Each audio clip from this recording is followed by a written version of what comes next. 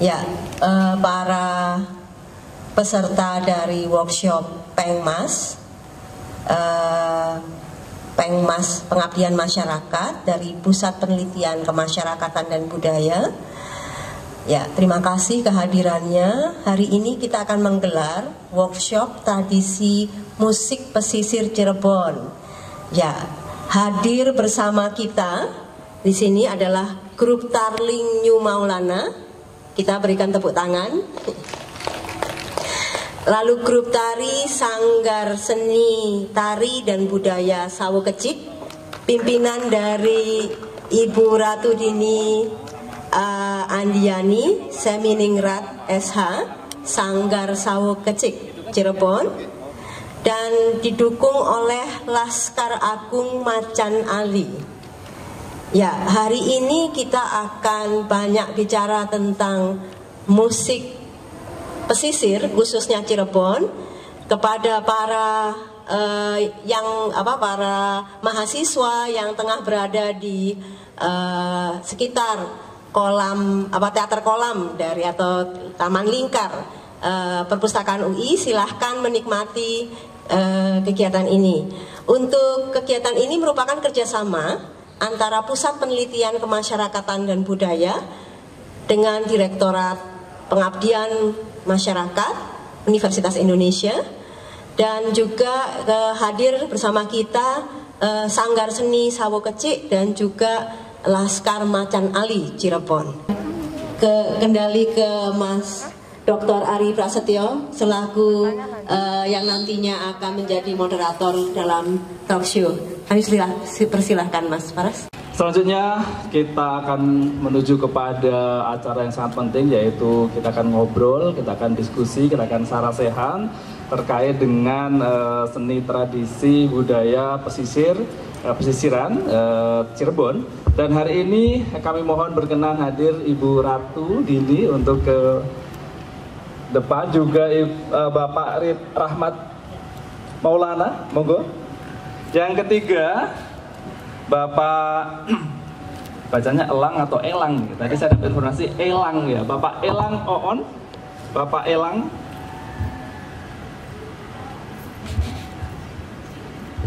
Bapak Elang Oon Andiono. Mohon berkenan Bapak untuk iya. Ibu Ratu Pak Rahmat Maulana dengan Pak Elang Oon Andiono. Terima kasih sekali langsung dari Cirebon. Masih berkenan Ibu, para pakar seni maestro dari Cirebon langsung datang ke Jakarta. Ini sebuah penghargaan bagi kami. Terima kasih Ibu.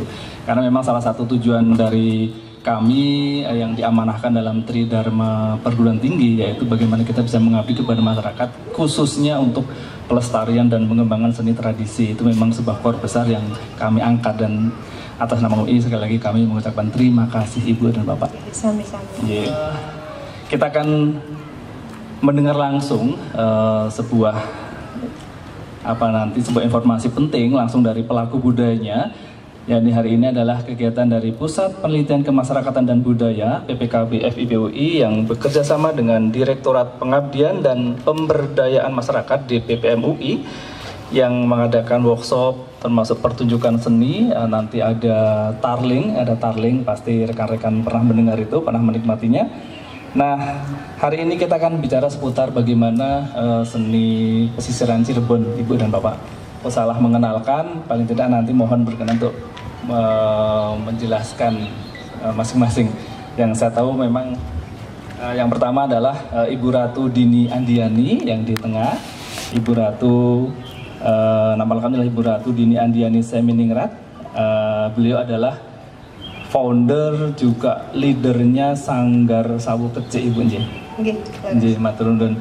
Ibu ini langsung dari Keraton Kasepuhan Cirebon. Matur nuwun sanget Ibu, sebuah penghargaan bagi kami. Lalu yang kedua adalah Bapak Rahmat Maulana. Bapak Rahmat Maulana di samping kanan saya, beliau adalah dari Tarling New Maulana. Nanti timnya sudah siap di belakang ya, Pak ya. Yang ketiga Bapak Elang Oon Andiana. Tadi saya elang atau elang, tadi dikoreksi ternyata elang. Nah, saya apa ini elang, ternyata ada maknanya, nanti kita diskusikan. Nah, untuk yang pertama, saya mohon berkenan, mumpung tadi masih hangat nih Bu, kita awam nih, tarian apa ya tadi kan kok kayak keren banget. Nah, boleh dijelaskan Ibu, tadi itu tari apa Ibu? Assalamualaikum wabarakatuh. Selamat sore.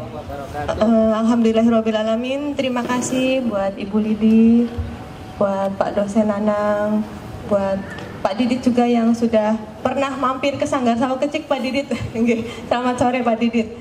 Alhamdulillah Sanggar Sawo Kecik bisa pentas di sini, bisa mengadakan tari di sini bareng dengan Tarling, dengan pimpinan Mama Elang Rahmat.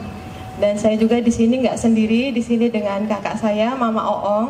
Mama Oong ini bersama saya ini kita sama-sama pendiri Sanggar Sawo Kecik Bu Lidi. Gitu. Jadi Mama Oong dengan saya ini sama-sama mengembangkan seni dan tradisi yang ada di kota Cirebon. Salah satu kesenian Cirebon tadi kan 5 topeng Wanda. Yang pertama itu kan Panji, Samba nanti yang akan dibawakan saya sendiri dengan Bunda Rizka. Yang ketiga itu Rumyang, Tumenggung, dan yang terakhir tadi urutannya sebenarnya terakhir dari topeng Kelana gitu. Versinya karena kebetulan saya ini dekat dengan Keraton Kecerbonan, jadi kita ngambil dari gaya selangit Bu, Pak gitu. Jadi ada beberapa versi di Cirebon itu gaya topeng Kelana itu. Ada gaya topeng Losari, Indramayu, terus Gegesik. Nah yang saya ambil tadi itu gaya tari topeng selangit. Jadi di Cirebon itu banyak gayanya karena maestronya pun ada banyak Pak. Itu. Untuk tari topeng Kelana tadi memang gambarannya galak, energik, terus ambisi yang murka. Itu perwatakan. Karena tari topeng di sini itu bukan hanya simbol tari topeng, tapi simbol syiar Islam yang ada di Pulau Jawa, dibawa oleh Sunan Kalijaga datang ke Cirebon. Jadi medianya itu dengan media gamelan dan topeng. Satu lagi tuh wayang, itu yang dia bawa ke sini. Itu. Nah untuk tari topeng Samba yang nanti saya bawakan ini karakternya kenapa nanti genit, karena memang usia anak yang masih balita. Jadi kalau balita itu kan nggak bisa diatur tuh Pak. Jadi pecicilan nggak mau diem. Jadi karakternya tuh ganjen ke sana ke sini gitu, seenaknya ganjen gitu. Nanti yang ketiga itu karena kita terbatas ya Pak ya orangnya, jadi kita cuma bawakan 2 tarian itu Samba dan Kelana gitu. Masih ada sih 3 lagi gitu. Cuman nanti kalau Ibu Lili atau Pak dosen Nanang atau yang lainnya mengundang kami lagi, insya Allah nanti grup Sawo Kecik semuanya anak-anak kami tampilkan di sini lagi Bu. Mungkin dari di waktu yang ada acara lagi seperti ini atau di kesempatan yang lain gitu. Kayaknya seputar kesenian Cirebon cukup segitu aja Pak. Nanti saya langsung ke Mama Ong dulu apa Mama Rahmat? Oke, mungkin tidak nanti mohon berkenan untuk menjelaskan masing-masing. Yang saya tahu memang yang pertama adalah Ibu Ratu Dini Andiani yang di tengah.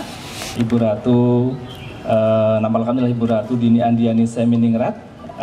Beliau adalah founder juga leadernya Sanggar Sawo Kecik Ibu Nggih. Nggih, matur nuwun. Ibu ini langsung dari Keraton Kasepuhan Cirebon. Matur nuwun sanget Ibu, sebuah penghargaan bagi kami.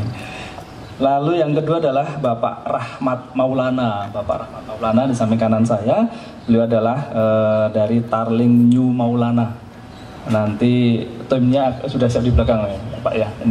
Yang ketiga Bapak Elang Oon Andiana. Tadi saya elang atau elang, tadi dikoreksi ternyata elang. Nah saya apa ini elang, ternyata ada maknanya, nanti kita diskusikan. Nah untuk yang pertama, saya mohon berkenan, mumpung tadi masih hangat nih Bu, kita awam nih, tarian apa ya tadi kan kok kayak keren banget. Nah boleh dijelaskan Ibu, tadi itu tari apa? Juga banyak mahasiswa yang kami di Prodi belajar tentang budaya. Hari ini kita belajar tentang bagaimana ternyata tari itu ada 5 tadi, ada Panji, Samba, Rumyang, yang keempat apa Ibu? Tumenggung dan topeng Kelana. Oke, terima kasih. Saya koreksi untuk diri saya sendiri karena saya tadi kebetulan saya mengajar di Prodi Jawa Ibu, Prodi Jawa kebetulan. Jadi karena terbuka kan ngelegeno gitu kan, semuanya kan gitu. Dan tadi ketika bicara ngobrol dengan saya manggilnya Pak, Mas atau apa ya Mas? Biasa dipanggil Mama Oong. Mamang. Mama. Oh, mama. Oke, kalau di Cirebon itu mama itu bapak. Jadi kalau bahasa itu ini kakak dipanggilnya Caca. Caca juga sama gitu. Tapi karena kita dari keraton biasa dipanggil mama gitu, Mama Oong. Oke. Gitu, Ya, gitu. tadi saya ngobrol dengan Mama Oong. Kok banyak kosakata bahasa Jawa kan gitu. Dan ketika ada ada tarian tulisannya sih kelanat, saya langsung terganggu dengan ini bahasa Jawa kelono kan gitu saya kira. Oke, mohon maaf, terima kasih atas koreksinya.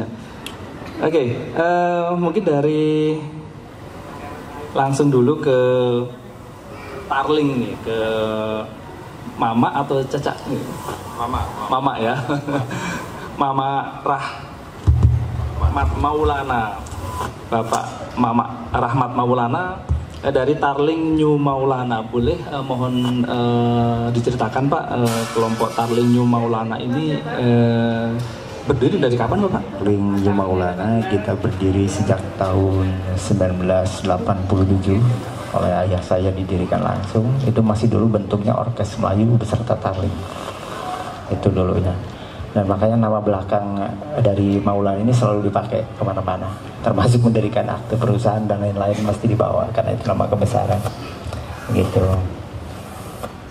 Kalau dari ini ada kata new-nya ini, new itu apa nih? New itu artinya kita sengaja mengikuti perkembangan zaman seperti New Palapa. Nah itu sebetulnya ada sebuah reshuffle daripada tim kita. Jadi pemusiknya itu dulunya bergonta-ganti, sama seperti waktu itu Soneta Grupnya dipimpin oleh Bang Haji Romai Rama. Jadi pemain kendang dari grup Soneta itu beliau keluar dari grup Soneta memilih ke grup Pradesa pimpinan Bang Haji Mansur S. Nah itu setelah mengadakan reshuffle atau perubahan tim pemusiknya itu kita gunakan nama New. Nah alhamdulillah sampai saat ini tim kita bertahan lebih dari 20 tahun. Yang dulunya mah berapa tahun hilang, berapa tahun ganti gitu. Nah ini lebih dari 20 tahun tim kita. Alhamdulillah. Ya, tepuk tangan semua. Ya. Oke. Kita juga ingin tahu Pak, Tarling gitu kan, saya pernah dengar si Tarling gitu, tapi mungkin mumpung hari ini Bapak berhadir, kita ingin tahu Tarling itu sendiri apa sih? Apa sebuah terminologi musikal, genre atau apa Pak? Mohon dijelaskan Pak. Iya. Tarling itu mungkin di saat ini dinamakannya dalam sebuah genre musik ya. Namun diambil dari musik yang dominannya ini adalah gitar dengan suling. Makanya disingkatlah Tarling. Tarling itu dibawa oleh para maestro Tarling, diantaranya yang jelas mungkin terkenal di Nusantara, Bang almarhum Haji Abdul Ajib. Itu yang mengarang lagu atau menciptakan lagu Warung Pojok, dan banyak ya, ratusan bahkan ribuan lagu Tarling itu oleh beliau diciptakan. Dan Tarling itu sendiri berdiri sekitar 1950-an. Di 1950-an mulai ada musik Tarling itu. Dan Tarling itu perpaduan tradisi dari musik tradisi Jawa, musik tradisi Sunda, dan juga Malaysia. Ada Melayunya. Seperti itu.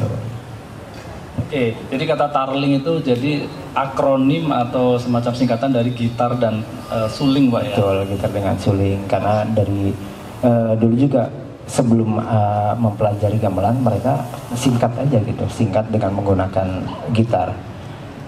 Seperti temung, saron, dan sebagainya. Kalau dalam gamelan kita menggunakannya gitar. Itu dulunya. Jadi seperti nada bass digunakan dengan temung. Nah temung itu nanti di senar-senar yang tingginya aja. Kemudian kenil, nah kenil itu ning ning ning itu ada di seperti kalau dalam dangdut mah gitar mandolin lah. Nah ini pada senar-senar kecil pada oktav-oktav tinggi. Seperti itu. Oke, terima kasih. Nanti kita lanjutkan Pak, untuk Tarling kita akan belajar banyak juga. Rekan-rekan mahasiswa juga yang ingin nanti mengajukan pertanyaan, silahkan, mumpung hari ini kita hadir bersama kita para pakar di bidangnya, mumpung hadir dari jauh dari Cirebon. Yang ketiga, Mama Elang Oon Andiono. Kemarin ketika saya dapat nama-nama ini, saya langsung curiga nih, ada kata maaf nih kalau salah. Ada Andiono, ada Andiani. Andiono dan Andiani memang dalam bahasa ini mencurigakan, ini pasti ada hubungan. Nah, saya curiga nih, daripada saya penasaran, ini sebenarnya Mungkin ada penjelasan, mungkin disclaimer mungkin dari Mama Elang. Jadi bahas masalah nama ya. Jadi sebetulnya ada satu lagi Mas, Andiawan, itu kakak kami. Dan salah satu, beliau juga punya komunitas ya, salah satu komunitas anggotanya, alhamdulillah ada di sini, Pak Udin. Itu beliau. Oh, selamat datang, terima kasih Pak Udin. Mama Udin boleh Iya, saya panggilkan ya? Mama jadi- Udin, terima kasih. Jadi kalau kakak saya Dian Andiawan namanya Mas. Nah kalau saya Onandiono, kalau kakak saya lebih terkenal dipanggil Cak Dido atau Mama Dido. Kalau saya Mama Oong, biasa panggilannya. Kemudian kalau adik saya ini biasa dipanggil Buye. Kalau kita manggilnya Yeye soalnya. Jadi anak-anak yang nari manggilnya Buye gitu. Jadi seperti itu, Mas. Jadi alhamdulillah kami eksis di pengembangan budaya di Cirebon gitu.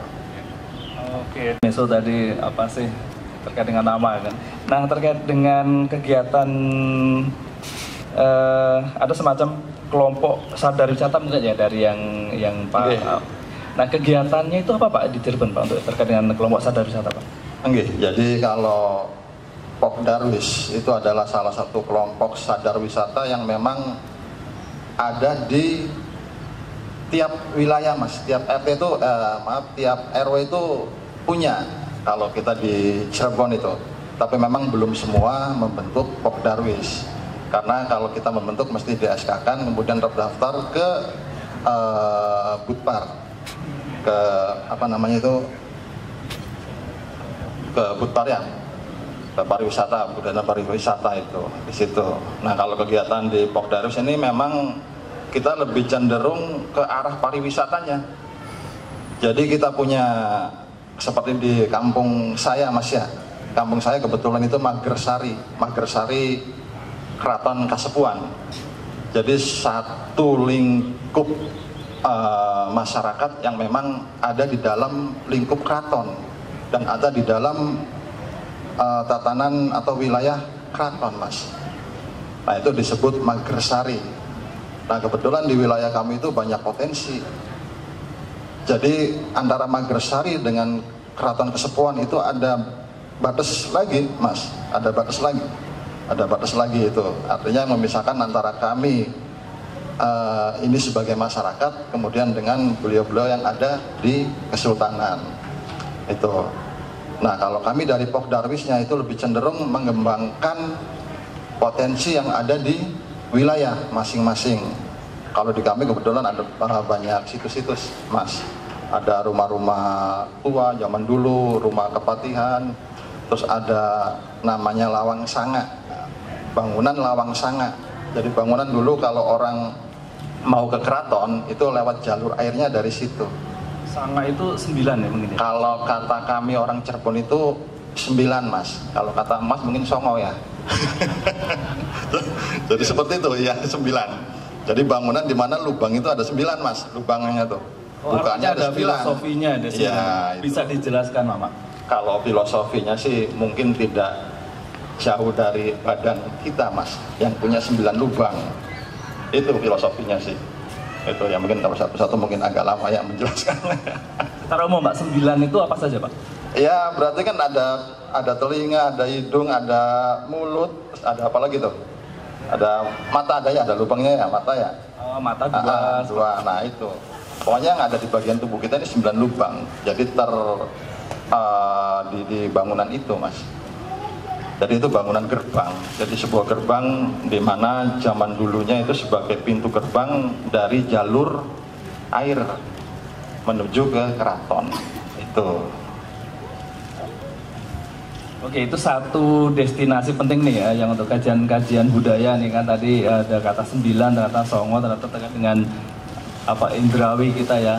Jadi saya teringat di Jawa juga ada istilahnya babahan Howo Songo, mungkin pernah dengar rekan-rekan.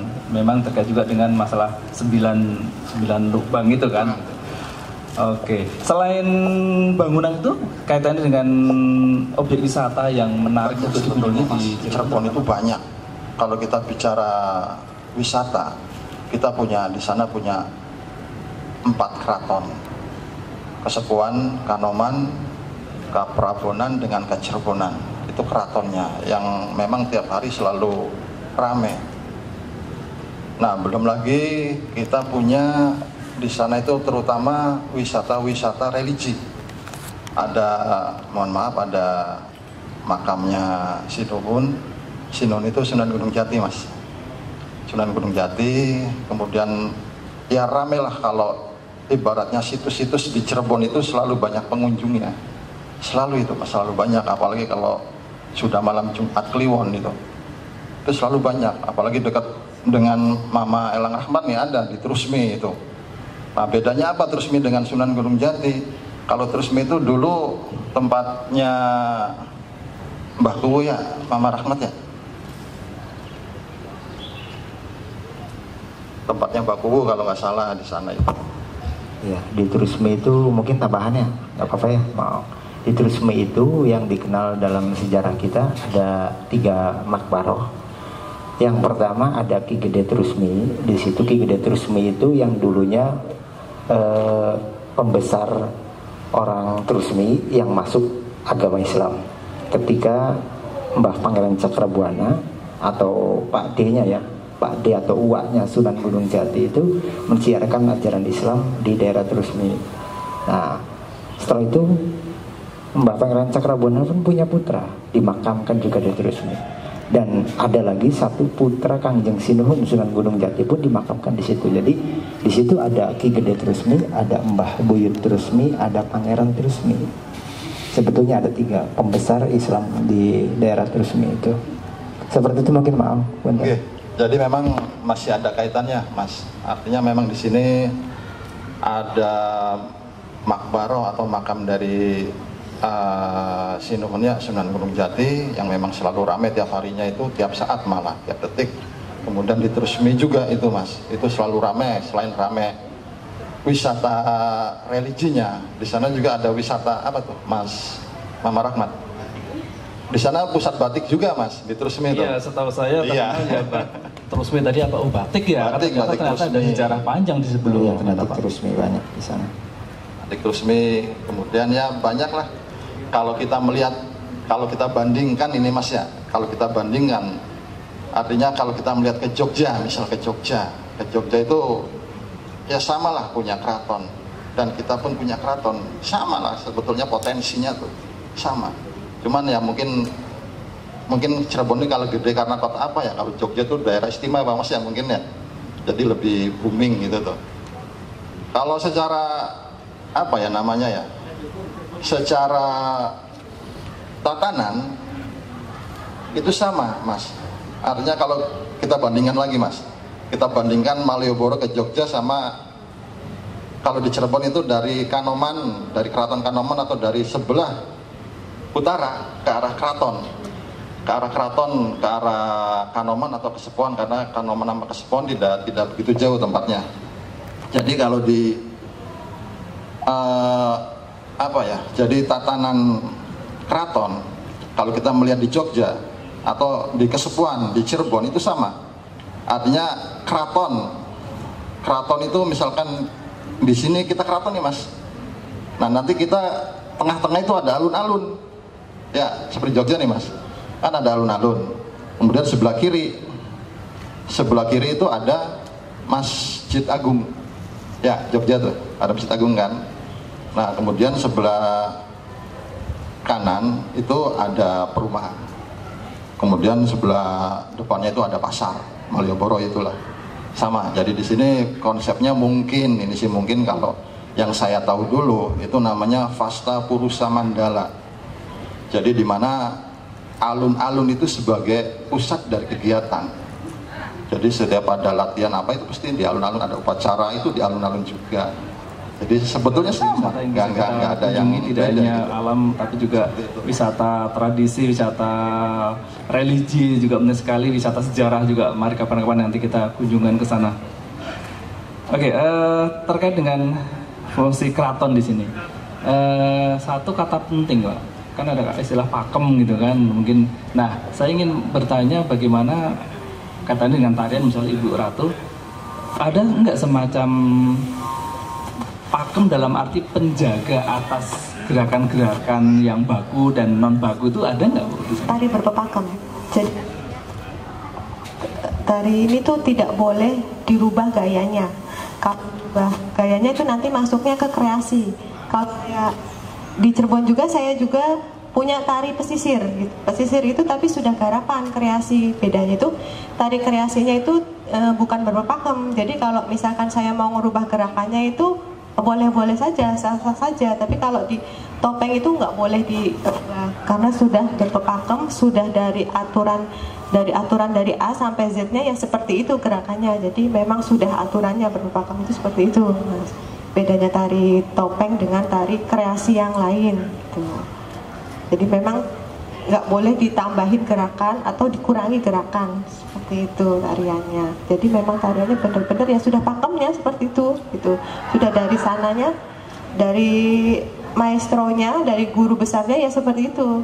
Kalau tari topeng keraton kan ada semacam skriptorium atau kalau istilah kami adalah naskah seperti ini. Di perpustakaan ini di lantai atas itu ada ruang naskah gitu kan. Nah, apakah ada semacam sebagai penjaga atas kepakeman itu, Ibu? Apakah ada semacam naskah di sana? Mungkin nanti teman-teman prodi untuk bisa meneliti itu, Ibu. Aja, Mas. Lebih tahu maksudnya. Oke, mungkin benar naskah. Kalau naskah sebetulnya banyak, Mas. Artinya di sini peninggalan-peninggalan yang memang tercatat di luar ya, di luar keraton. Jadi kalau naskah itu ada naskah pararaton dan naskah umum. Kalau pararaton itu naskah yang memang tercatat di keraton. Tapi ada naskah-naskah yang memang ketika kita menanyakan sebagai contoh, menanyakan sejarah sebuah desa aja. Kadang-kadang banyak yang nanya ke saya atau ke Mama Elang Rahmat, ada enggak di sana itu catatannya gitu. Di keraton tuh ada enggak naskahnya? Mama Ong ada enggak di sana tuh? Ya saya bilang, emangnya keraton harus mencatat semua yang ada di dunia? Kata saya tidak seperti itu. Memang tidak semua kejadian tercatat di dalam keraton. Itu, Mas. Cuman ada catatan, memang kejadian-kejadian di dalam keraton itu banyak yang mencatat di luarnya. Itu, Mas. Jadi banyak dari dulu itu dari masyarakat yang memang peduli dengan keadaan atau keberadaan keraton itu selalu mencatat perjalanan keraton. Tapi memang catatan itu tidak masuk ke keraton. Itu artinya apa? Artinya memang sebagai pembanding ketika ada sebuah naskah yang memang belum bisa dipertanggungjawabkan. Nah ini ada pembandingnya dari luar, Mas. Karena memang kalau nggak salah Mama Ahmad ya, jadi mungkin bukan di Cirebon saja itu ada naskah-naskah yang bersifat naskah apa itu yang palsu tuh. Naskah abal-abal atau apa itu istilahnya ya, naskah fitnah lah, naskah fitnah. Jadi memang naskah itu dibuat karena memang salah satu contoh gini, Mas, abad 17 ya kalau nggak salah ya, ketika memang para seniman atau para penulis itu dikumpulkan, tapi yang mengumpulkannya itu bukan bangsa kami, yang mengumpulkannya itu bangsa, ya mohon maaf, penjajah ya, bangsa Belanda. Itu jadi dibawa todongan, Bu, dibawa pistol, dibawa todongan pistol. Artinya apa? Si penulis ini memang disuruh mencatat di dalam catatannya yang kelak itu akan menjadi sebuah naskah, tapi catatannya memang tidak asli. Catatannya ketika memang kamu dari keluarga mana, tulis di situ, tulis karena kamu juga orang dalam, misalnya Mas ya, kamu orang dalam nih keturunan keraton, kamu tulis di situ, ditulislah, Bu. Cuman tuh ada kawan kamu yang sana tuh masukin juga ke sini, terus ada lagi sebelah sana masukin juga, tuh seperti itu, Mas. Jadi kalau kita menyebutnya di sana tuh naskah fitnah. Jadi naskah yang memang dibuat untuk mengadu domba kita itu. Dan kembali lagi ke pepakem tadi, kalau pepakem itu memang secara naskah kita belum pernah melihat secara naskah, artinya dengan gerakan-gerakan tari yang seperti tadi itu topeng itu, Mas. Tapi memang itu selalu terpelihara, Ibu. Jadi selalu dari masa ke masa itu tidak ada perubahan lah ibaratnya itu. Jadi karena itu sebuah pepakem, artinya kalau kita merubah pepakem itu kan tidak sembarangan ya. Jadi ya kemungkinan pun tidak bisa dirubah. Jadi kalau secara naskah saya memang belum pernah lihat. Cuman kalau secara gerakan dari zaman dulu sampai dengan sekarang ya seperti itu Bu. Mungkin seperti itu Mas. Kesimpulan bahwa pakem tadi itu bisa menurun menjadi ke generasi selanjutnya dan secara tradisi lisan ya Bu Ratu ya Pak Mak ya. Secara tradisi lisan. Oke, memang plus minus sebetulnya sih kan, tapi memang akan mungkin lebih aman gitu kan ketika ada dokumentasi tertulis gitu kan. Nah, mungkin saya mengajukan usulan nih mungkin sebagai ide ke DPPM atau ke PPKB, mungkin ini bisa menjadi sebuah penelitian nih Bu Lili, bagaimana memakemkan digitalisasi menulis kembali gitu kan bagaimana pakem tadi. Karena berarti selama ini kan gurunya mengajarkan bagaimana dan sampai kepada ibu seperti itu Bu ya. Oke. Karena salah satu dalam tanda kutip kelemahan tradisi lisan adalah ada reduksi itu pemaknaan kan. Nah seringkali akan jadi sebuah perubahan. Oke, mungkin nanti Bu Leni hadir. Bu Leni atas nama DPPM ini saya mengajukan sebuah usulan ini harus ditulis nih dokumentasi pakem tari 5 tadi ya, ada 5 Wanda, tari 5 Wanda, ada Panji, Samba, Rumyang, Tumenggung, dan Topeng Kelana. Ini ada 5 nih. 1 tahun hibah 1 bisa nih ya Pak. Saya nitip nih ke BPM nih dan BPKB nih. Oke, karena kalau nanti kita sudah maaf, takutnya kalau dalam istilah Jawa itu kehilangan obor gitu loh, kehilangan obor. Mati obor. Mati obor bahaya nih. Nah kami di penggiat seni jadi khawatir nih. Atau kalau misalnya kehilangan obor kemana kami harus bertanya kan begitu. Oke, terima kasih sekali, ini sebuah lecutan bagi kami untuk ini harus kita selamatkan. Nama sanggarnya kok unik ya Bu? Terima kasih Bu. Sawo Kecik gitu kan. Kan saya tahu sawo tuh banyak macam-macam sawo gitu kan. Ini kok dipilih sawo kok yang kecik itu filosofinya apa Ibu? Filosofinya sawo itu kan ada 2 Mas. Kebetulan kalau sawo kecik itu sawonya nggak bisa tumbuh besar. Jadi hanya segitu besarnya itu kecil gitu loh. Jadi bukan besar. Artinya tuh sawo kecik tuh membawa kebajikan, membawa kebaikan. Jadi mudah-mudahan Sanggar Sawo Kecik ini berdiri itu dengan membawa kemajuan, membawa kebaikan, kebajikan, terus tetap melestarikan seni budaya yang ada di Kota Cirebon. Mengajak anak-anak generasi muda itu untuk belajar tari tradisi, jangan hanya belajar tari modern yang hanya K-pop apa gitu, ya modern gitu. Karena susah Mas untuk ngajak anak-anak sekarang untuk belajar tradisi itu kelihatannya mudah, tapi kalau sudah dilakonin itu susah. Itu harus dengan hati, makanya itu kalau nari itu memang harus pakai rasa dan hati. Kalau kita sudah menghayati, sudah menjiwai itu, mau salah mau apal itu jadi musik dengan kita itu nyatu gitu, seperti topeng gitu. Karena topeng juga gambaran karakter seseorang. Jadi kalau kita nih dengan topengnya sudah nyaman, sudah sering berulang kali nari itu, otomatis dia itu akan menyatu dengan hati kita. Jadi insya Allah tuh nggak lupa gitu. Jadi selalu ngikut. Jadi sama tuh gambaran kita juga, topeng itu nggak asal. Kalau zaman dulu itu kalau ada almarhum ibu saya itu kalau Jumat Kliwon tuh diukupin gitu, sobra sama topengnya itu sebenarnya sih filosofinya biar wangi baunya gitu, karena kan ukup itu wangi seperti itu. Jadi kasih semacam dupa-dupa gitu seperti itu kayak gitu, jadi nggak sembarangan. Cuma sekarang ini versinya tuh topeng itu ada yang racing bahannya, kalau dulu kan belum ada, jadi bener-bener dari kayu jaran itu, kedok gitu. Jadi memang harus ditutup, nggak boleh dibuka, dipajang itu nggak boleh. Jadi harus ditutup dengan ules, disimpannya itu harus rapi. Kalau kita mau nari ya kita permisi dulu, maksudnya itu permisi tuh, oh ya nanti kita besok pentas ya gitu. Dan diajak ngomong dari hati gitu. Jadi dia itu nyatu dengan kita sebenarnya gitu.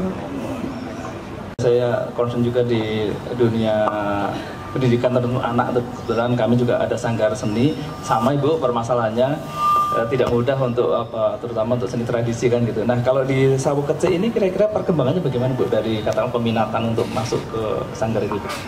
Alhamdulillah itu kita tuh dari kelas kecil pun ada Mas. Jadi dari TK itu sudah ada yang belajar, dari TK, SD, SMP, SMA. Nah sekarang ini baru lagi tuh dengan guru-guru SD. Jadi guru-guru SD tuh mau memperdalam tarian Bu. Jadi kemarin tuh kita sudah pentas alhamdulillah dengan guru-guru SD itu di alun-alun Kesepuan tuh. Jadi mereka tuh masih mau gitu, padahal sudah guru SD tapi masih mau belajar lagi, masih mau pentas, nggak kalah dengan anaknya.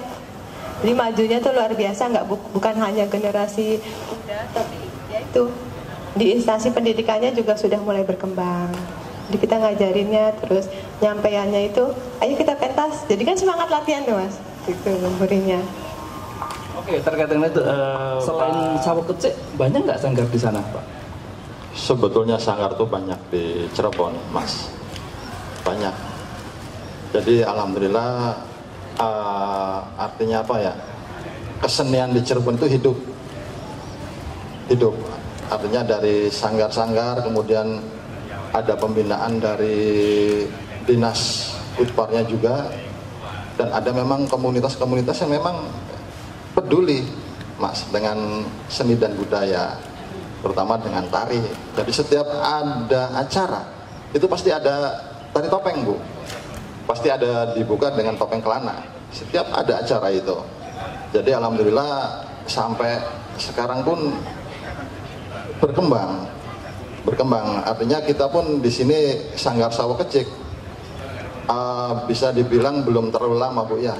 Cuman kita sudah kalau di pergerakan seninya, artinya adik saya ini itu saya daftarkan masih segini Mas, masih SD kelas 2 saya daftarin nari itu adik saya ini. Nah, saya yang suka nganter ini. Jadi saya dari nganter. Saya TK itu udah seneng nari, pas kelas 2 SD itu sudah sering diantar ibu, sering diantar sama ini Caca nih.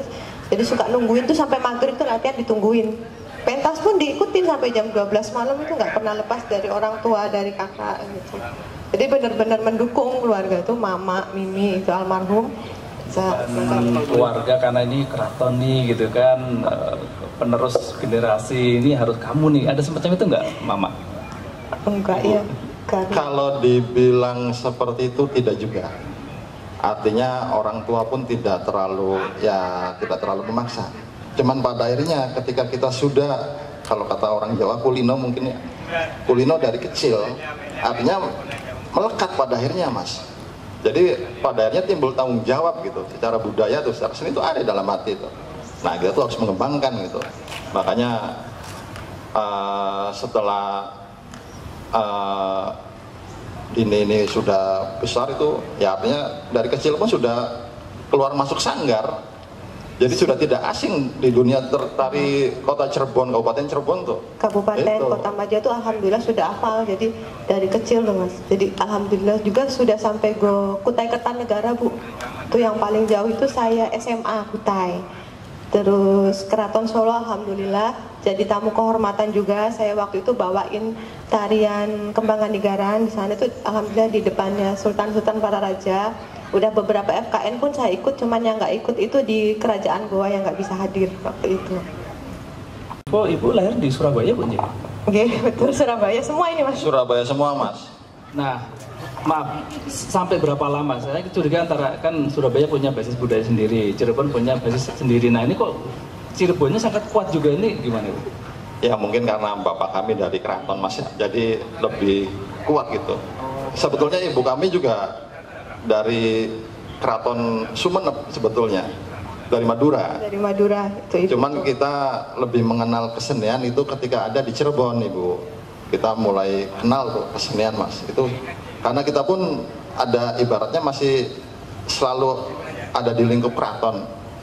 Jadi mungkin di situ mulai tumbuh Bu. Jiwa seni kami nih itu mulai tumbuh. Dan ya mungkin karena memang sering melakukan, sering berhubungan dengan tari dan segala macamnya, jadi akhirnya juga pada akhirnya merasa bertanggung jawab juga kami tuh, makanya mendirikan Sanggar Sawo Kecik. Tambahan memang Sawo Kecik ini kalau yang gede itu kan Sawo Manila Mas ya, kalau yang kecil itu kan Sawo Kecik cuman satu isinya. Dan sawo kecik, tanaman sawo kecik itu biasanya adanya di keraton dan di tempat-tempat keramat biasanya. Itu kalau di tempat-tempat biasa kayaknya nggak ada gitu. Nah itu. Ya, memang mungkin dari kata morfemnya kecik tadi, dari kata becik itu mungkin Bu ya. Oke, becik, benar. Supaya baik, becik, Betul. kecik. Betul Mas, betul. Oke, terima kasih sekali. Oke, sebelum dilanjutkan, agar ada jalinan antara floor nih, ada yang ingin mengajukan pertanyaan mungkin, rekan-rekan tambahan, mahasiswa, Kak Arya, silakan Arya, kalau ingin bertanya dari Prodi Jawa. Dan ibu-ibu dari yang aku lihat tadi dan juga didengar ini ibu tadi teman-teman juga nampilin tari kelana, topeng kelana. Nah di sini kan tadi aku dengar mengambil dari gaya selangit yang memiliki pakem tersendiri. Nah yang menggambarkan ambisius, murka dan keinginan dari topeng ini. Nah kira-kira ritual yang ibu bilang kan tadi ada dupa. Kira-kira itu apakah setelah dupa itu ada mantranya gitu, kita harus ada ucapan untuk memakai topeng tersebut atau gimana? Tapi dari topeng kenapa diukupin gitu ya? Karena zaman dulu tuh memang tarian topeng itu sakral gitu. Sakralnya kedoknya itu harus ada petinya Mas. Jadi tuh ada peti yang khusus buat topeng. Nah itu dijadi satu tuh kan ditutup tuh. Ditutup sama ules ya, kain ules itu ditutupin. Tapi kalau untuk saya pribadi tuh, kalau untuk mantra, karena kita orang Islam, orang Muslim, ya kita lebih ke bacaan-bacaan syahadat, sholawat, kayak gitu aja. Maksudnya biar aura kitanya itu keluar gitu sebagai penari. Jadi di Islamnya itu pun jadi bukan ke mistis sebenarnya. Ke mistisnya pun nyambung, tapi ke Islamnya pun ada. Seperti itu. Bukan magic juga, bukan. Oke, sekian saja deh. Apa harus Bapak Rahmat lagi Pak? Enggak, Bapak Rahmat. Monggo Mama Rahmat Maulana menjawab pertanyaan Bapak Rahmat. Hari ini kita akan insya Allah mendapatkan rahmat. Walaupun hubungannya, saya hubungannya sebetulnya ke seni ya, tapi alhamdulillah mendukung juga mungkin Mama Oong untuk membantu menjawab gitu. Sebetulnya lebih lengkap Mama Oong ini karena lebih senior, lebih sepuh dari saya. Jadi untuk naskah Wangsakerta itu memang aslinya ada, Pak, aslinya ada. Namun ada juga yang memelesetkan, gitu, dengan atas nama naskah Wangsakerta. Seperti itu. Jadi tidak beda seperti zaman sekarang mungkin HP, Pak ya. HP itu sudah diduplikat, kemudian ada yang KW pun sudah 1, 2, 3. Nah, naskah Wangsakerta pun ada loh, gitu. Saya nyatakan ada. Dan yang aslinya sebetulnya masih ada di dalam keraton, masih ada. Makanya ada beberapa keraton-keraton pun disebar, seperti di Keprabonan itu yang masih menyimpan beberapa naskah asli.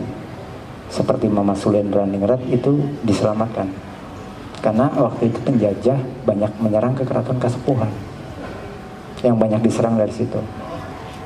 Termasuk ketika sejarahnya Panembahan Girilaya jadi ayah kandungnya dari 2 sultan yang berdiri terpisah, yaitu Sultan Kartawijaya Samsudin dengan Martawijaya Samsudin dan Kartawijaya Badruddin. Nah itu sama. Jadi dalam sejarahnya pada saat itu kedua putra itu ditugaskan untuk pulang menyelamatkan bagaimana kerajaan Caruban Nagari atau Cirebon itu segera diselamatkan. Jadi makanya terpisahlah, berdirilah 2 kesultanan. Karena kan di kerajaan Cirebon itu atau Caruban Nagari mengalami 3 fase pemerintahan. Yang pertama Pesuhunan yang dipimpin oleh Dewan Wali, yang kedua Panembahan, mengalami 5 kali Panembahan, dan yang terakhir Kesultanan. Jadi kembali ke naskah Wangsakerta itu saya nyatakan ada yang asli dan ada yang sudah dibelokkan, Pak. Seperti itu. Nah kemudian mengenai silsilah ya Pak ya.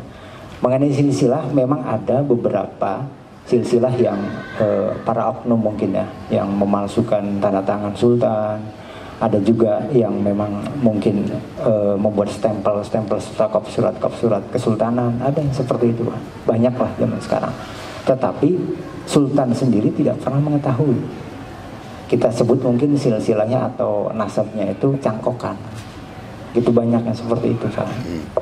Jadi ya memang dalam stat silsilah yang asli itu apabila terlegitimasi oleh sultan yang sedang menjabat, catnya pun harus cat stempel basah, tanda tangan pun tidak boleh scanneran ataupun tanda tangan dari komputer asli harus tanda tangan. Umpama seperti di Kesultanan Kanoman, sultannya itu mungkin sedang sakit, nah tetap harus menandatangani walaupun tanda tangannya seperti apa. Nah itu menunjukkan keasliannya, Pak. Di atas materai, kemudian stempel basah, tanda tangan basah, kop surat pun asli. Jadi mungkin itu Pak Rahmat. Mudah-mudahan puas dengan jawabannya, Pak. Apa aja dipalsukan ya, Mama ya. Jadi ingat itu yang kasus kemarin itu kan. Habib apa kan ini kan Habib siapa kan? Nah itu diantaranya sama. Lepas dari mungkin ada asas-asas kepentingan apapun di balik itu ya, ternyata terjadi juga pemalsuan nasab gitu kan. Betul. Tapi yang asli biasanya seperti ini, seperti umpama anggota kepolisian. Beliau itu tidak akan pernah menunjukkan anggota polisinya, terutama dari staf Intel ya, dari anggota Intel itu tidak akan pernah menonjolkan dirinya sebagai anggota polisi. Karena kalau umpama kita turun dengan baju dinas, mungkin para penjahat yang akan ditangkap udah pada kabur duluan gitu loh.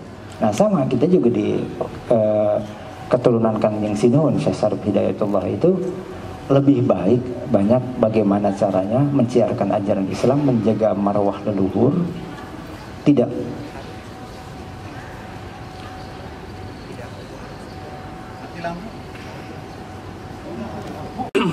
mati lampu. Silakan lanjutkan Pak Rahmat. ya. Mungkin seperti itu dari anggota kepolisian sendiri, jika memang ingin menonjolkan bahwa saya berseragam anggota polisi, mungkin penjahat udah kabur duluan gitu. Jadi kita pun sama di keturunan Kanjeng Sinuhun Syekh Syarif Hidayatullah itu tidak harus kita mengakui keturunan, tapi sesepuh sudah pasti akan mengakui bahwa kita keturunannya. Jadi seperti itu. Coba tunjukkan suri toladan yang telah disiarkan, setelah disebarkan, diajarkan. Nah biasanya yang tidak terlalu banyak menonjol itulah beliau yang sesungguhnya. Sama seperti mungkin sejarahnya Dang Hyang Semar ya, Sang Hyang Semar, atau Batara Ismail ya, mungkin Ismoya ya dalam bahasa Jawa, Batara Ismail. Itu kalau dalam bahasa Sunda di wayang golek itu Semar itu memiliki julukan nyumput buni dino caang negerak barijeng teka tembong. Artinya dia bersembunyi di sebuah alam yang terang benderang, tapi statusnya bersembunyi. Kalau beliau itu adalah dari keturunan Sang Hyang Tunggal, malah adiknya Betara Guru kan, Batara Guru yang dijadikan raja di kesawargaan kan, seperti itu. Jadi mungkin kita banyak larinya ke situ. Kalau yang keturunan asli lebih baik banyak menyembunyikan diri, karena dulu ya waktu ketika abad 17 pernah Belanda itu ingin ngacak-ngacak sebuah pemerintahan yang baik di Keraton Kasepuhan maupun di Kanoman, karena ngacak-ngacak dalam sejarahnya seperti itu, sehingga mana-mana yang tidak sesuai dengan aturan-aturan yang Belanda terapkan dipaksa untuk pergi. Dan jika mereka tidak mau menentang betul dengan ajaran Belanda, tembak mati. Seperti itu langsung. Kamu elang ya, kamu raja ya, kamu raden ya, kamu pangeran, udah langsung. Nggak banyak kompromi lagi.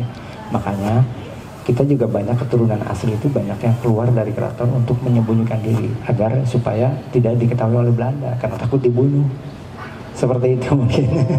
Muncullah para maaf tadi apa? Elang palsu tadi ya. Elang palsu, raden palsu. Palsu. Ya, seperti itu.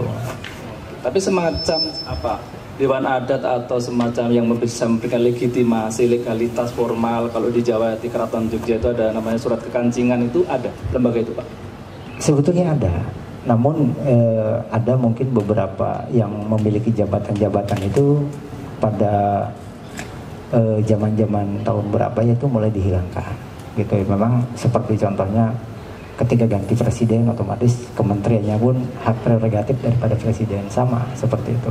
Namun pepakem keraton itu udah ada seperti sultan, kemudian patihnya, kemudian pangeran Jak Sepepitu, Pangeran Komisi, itu semua ada, masih ada sampai saat ini.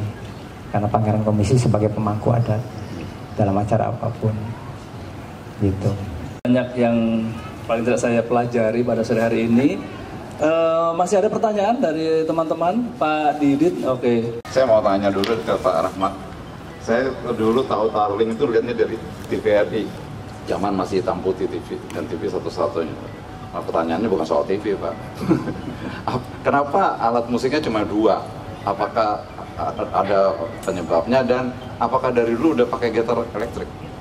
Dari dulu itu belum ada elektrik, Pak. Kita menggunakan gitarnya adalah gitar akustik, dan itu dulunya ada 4 gitar.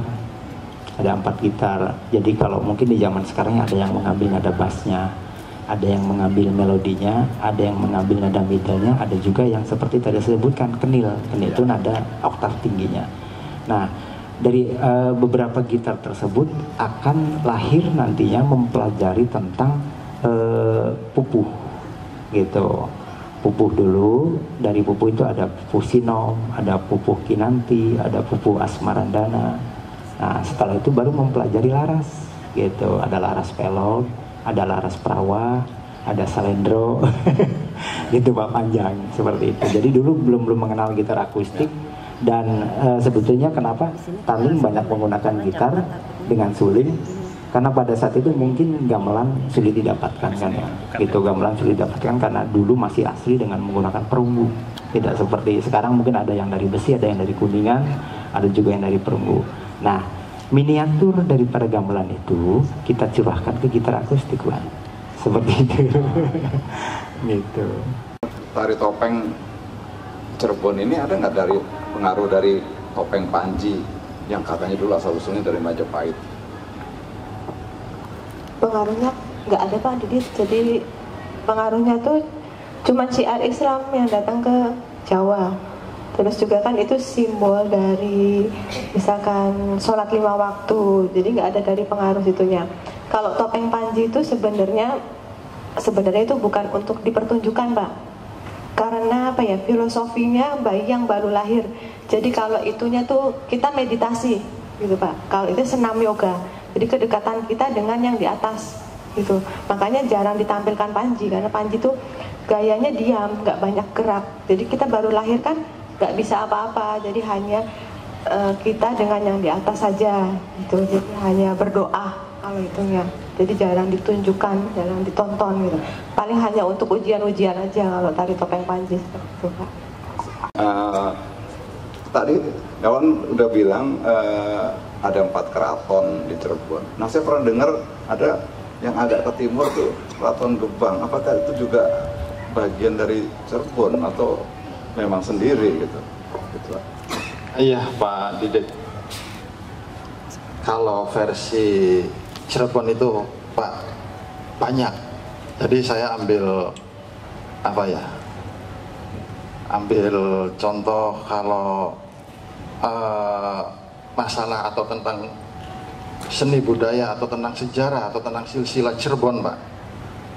Jadi kalau udah masuk siapapun Mas, itu taruhlah kita ambil sejarawan atau budayawan kelas nasional seperti MH Suciwo atau siapa itu, Gus Gondrong, Gus Rahmat Rahmat Gondrong, Gus Muafik ya.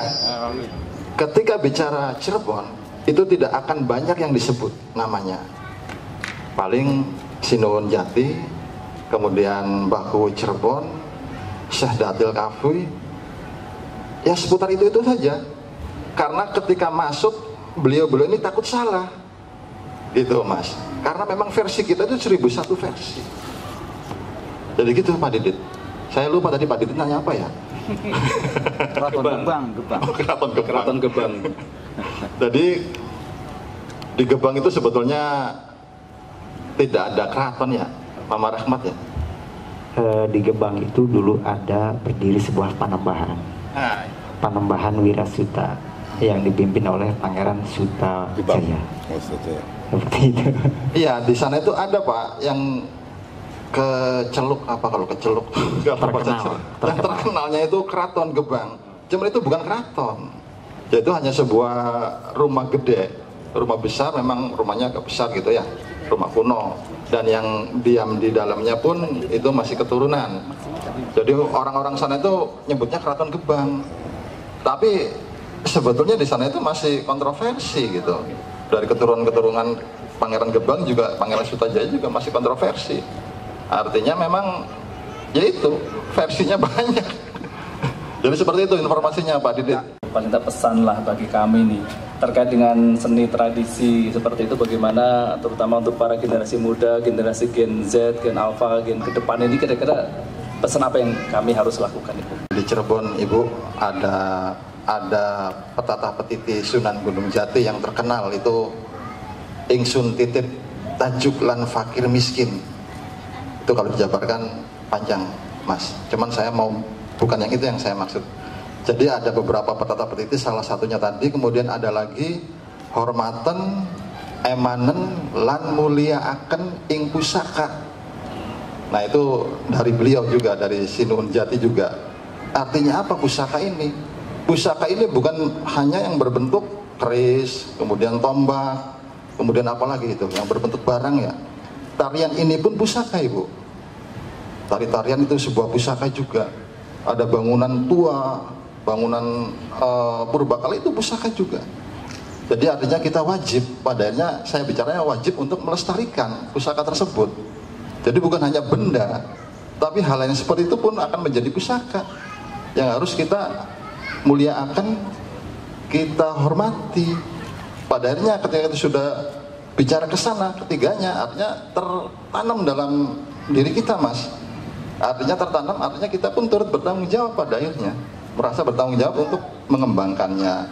Jadi mungkin ke generasi sekarang karena memang apa ya, pengaruh terutama gadget ya, smartphone itu jadi memang agak susah Mas. Jadi kalau bisa memang acara-acara seperti ini harus sering Bu, sering, artinya emang sering diadakan, diselenggarakan. Kalau kami sendiri dari Sawu Kecik, karena kami merasa bertanggung jawab Bu atas yang tadi itu, kami sering bikin kecil-kecilan di alun-alun tuh Bu, di alun-alun Kesepuan tuh, bikin kecil-kecilan. Kalau enggak di Lawang Sanga, kita bikin kecil-kecilan gitu. Yang penting banyak, artinya apa ya, seni itu bisa dilihat sama orang. Kita nih punya ini, kita ini punya ini. Nah itu bisa dilihat sama orang gitu. Artinya kita coba memotivasi ke anak-anak juga, ke anak-anak Bu, ke anak-anak. Jadi gimana caranya supaya anak-anak ini bisa tertarik. Jadi gitu Pak, artinya kita sering mengadakan seperti itu. Jadi mungkin seperti itu Mas. Iya, bersama rekan-rekan. Oke, terima kasih. Ibu Ratu. Harapan saya mudah-mudahan seni tradisi ini bukan hanya eksisnya di dalam Bu, mudah-mudahan bisa ke go internasional ya Bu. Jadi membawa tari topeng ini bisa ke Jepang, mudah-mudahan. Itu impian saya Bu. Mudah-mudahan tuh anak-anak bisa ke sana. Jadi kita memperkenalkan budaya kita di sana. Jadi bukan hanya di sini. Terus harapannya kalau bisa ini kayak di Taman Mini kan ada panggung budaya. Maunya tuh sebulan sekali atau triwulan itu kita pentas di situ, itu harapan saya gitu. Kan di Taman Mini kan ada panggung budayanya. Jadi kesenian Cirebon atau kesenian tradisi yang lainnya itu dikenal di anak-anak, di kalangan yang remaja gitu, nggak punah kan Pak gitu. Kayaknya gitu aja Bu harapan saya. Oke, saya langsung deliver kepada di BPM Ibu, Mbak Leni, Kang Riki. Semoga UI mendengar itu. Terima kasih sekali Ibu. Terakhir Bapak Rahmat Maulana. Ya mungkin pesannya sedikit aja saya. Pesan sedikitnya adalah kita tidak boleh melupakan sejarah. Seperti mungkin Bung Karno yang sering sampaikan, jas merah jangan sekali-kali melupakan sejarah. Karena adanya kita, itu karena adanya sesepuh kita lebih dulu hadir. Jadi ya kembali ke petata petiti atau wasiat dari Sunan Gunung Jati dan hormata ing pusaka. Jadi pusaka mungkin yang tadi disebutkan, jangan tertuju selalu pada benda pusaka, namun wasiat pun itu merupakan suatu pusaka. Dan kemudian mungkin pesan dari kami Tarling ya, belajarlah selalu untuk berkembang meskipun dengan keterbatasan alat musik yang ada. Mungkin karena saya larinya ke alat musik ya, ke dunia seni musik. Jadi seperti Tarling sendiri, kenapa hanya menggunakan gitar dengan suling? Jadi 4 gamelan itu dirangkum hanya dengan menggunakan gitar, meskipun tanpa gamelan tapi bunyi dan enak didengarinya gitu. Mungkin itu aja pesan dan kesannya. Jangan pernah melupakan sesepuh, melupakan sejarah, dan juga belajarlah berkembang dengan apa yang kita miliki walaupun terbatas. Itu. Terima kasih sekali. Saya tidak akan menyimpulkan karena semuanya daging semua sih yang disampaikan, sehingga malah takut salah kalau saya sampaikan. Ini satu hal yang terakhir tadi, bahwa saya bertanya bagaimana nih ke depan nih seni tradisi ini. Satu, menjadi tanggung jawab kita bersama Bapak ya, bahwa pusaka itu tidak hanya yang tadi keris apa, tapi tarian, nilai-nilai, tarling adalah pusaka yang kita jaga bersama. Sekali lagi kita berikan aplaus kepada ketiga narasumber. Yang pertama Ibu Ratu Dini Andiani Semeningrat dari Sanggar Sawu Kecik, yang kedua adalah Bapak Rahmat Maulana dari Tarling New Maulana, yang ketiga adalah Bapak Insinyur Elang Oong Andiana dari Pok Darwis. Demikian acara pada ini, jangan kemana-mana, masih setelah ini ada Ibu Ratu akan menyajikan sebuah tarian, tari samba, lalu ada juga tari silat Cirebon, dan yang terakhir yang kita tunggu adalah Tarling New Maulana. Demikian acara untuk talk ini, kami langsung pemberian. Ya.